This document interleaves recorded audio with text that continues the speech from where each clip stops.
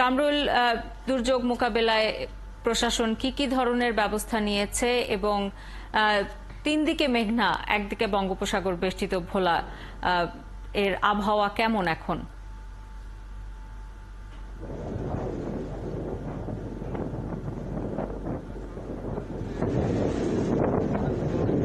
জোরো বাতাসে গুড়ি গুড়ি বৃষ্টি এবং বাতাস বইছে।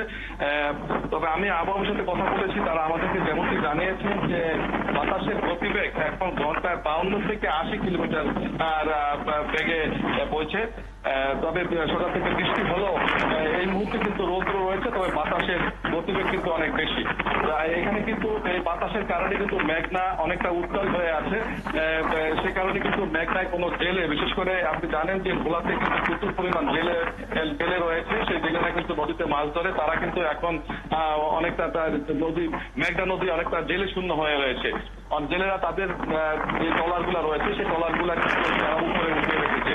আর এছাড়া ভোলাতে যে লঞ্চগুলো রয়েছে সেই লঞ্চ বন্ধ রেখেছে। এছাড়া ইতিমধ্যে কিন্তু ভোলাতে ঘূর্ণিঝড় মোকাবেলার জন্য জেলা দুর্যোগ ব্যবস্থাপনা কমিটির জরুরি সভা অনুষ্ঠিত হয়েছে। সেই সভা থেকে জেলা প্রশাসক মোহাম্মদ আরিফুজ্জামান জানান, ইতিমধ্যে ভোলায় যে 869টি আশ্রয়কেন্দ্র এবং 14টি যে মুজিব কেল্লা প্রস্তুত রাখা হয়েছে। এছাড়া প্রস্তুত রাখা হয়েছে সিপিপি প্রায় 13,860 জন কর্মীকে। খোলা হয়েছে ভোলা শহর সহ 7 উপজেলায় 8টি কন্ট্রোল রুম।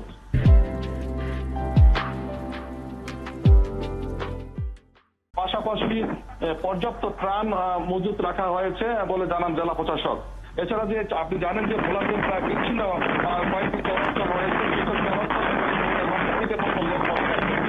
সেই সব লোকজনকে জেলা প্রশাসক জানিয়েছেন যদি ঘূর্ণিঝড়ে একটু বেড়ে যায় তাহলে তাদেরকে মূল ভূখণ্ডে এমন আশ্রয়কেন্দ্রে নিয়ে আসবেন বলে আমাদেরকে জানিয়েছেন।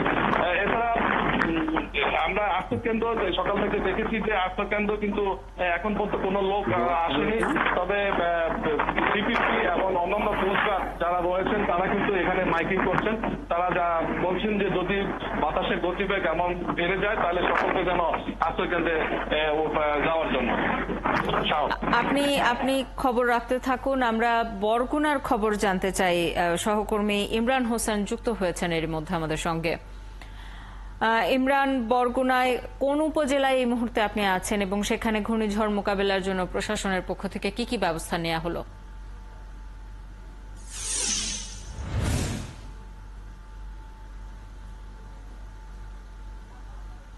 শাওন, আমি এই মুহূর্তে আছি বরগুনার তালতলী উপজেলায়। ঘূর্ণিঝড় আগ মুহূর্তে এই উপজেলাটিকে জেলা প্রশাসনের পক্ষ থেকে সবথেকে বেশি গুরুত্ব দেওয়া হয়েছে। এখানে তেঁতুলবাড়িয়া এবং জয়ালভাঙ্গায় এই দুটি বেড়িবাঁধ মূলত ঝুঁকিতে রয়েছে এবং এই এলাকায় আমরা ঘুরে যেটি দেখেছি যে যেসব এলাকার বেড়িবাঁধ মজবুত রয়েছে তার বাহিরের কিন্তু অনেক বসতঘর রয়েছে, অনেক বাসিন্দারা রয়েছে। তারা কিন্তু উপজেলা প্রশাসনের পক্ষ থেকে বারবার বলার পরেও তারা আশ্রয় কেন্দ্রে যায়নি। তারা যেটি বলছেন যে তাদের যে শেষ সম্বল, বসত ভিটা, গবাদি পশু, মাছের ঘের এগুলো রেখে মূলত তারা আশ্রয় কেন্দ্রে যেতে তারা আগ্রহী না। এবং আমরা কিছুক্ষণ আগে দেখেছি যে জোয়ার শুরু হয়েছে এবং জোয়ারের সাথে সাথে পানির মাত্রা কিন্তু বৃদ্ধি পাচ্ছে।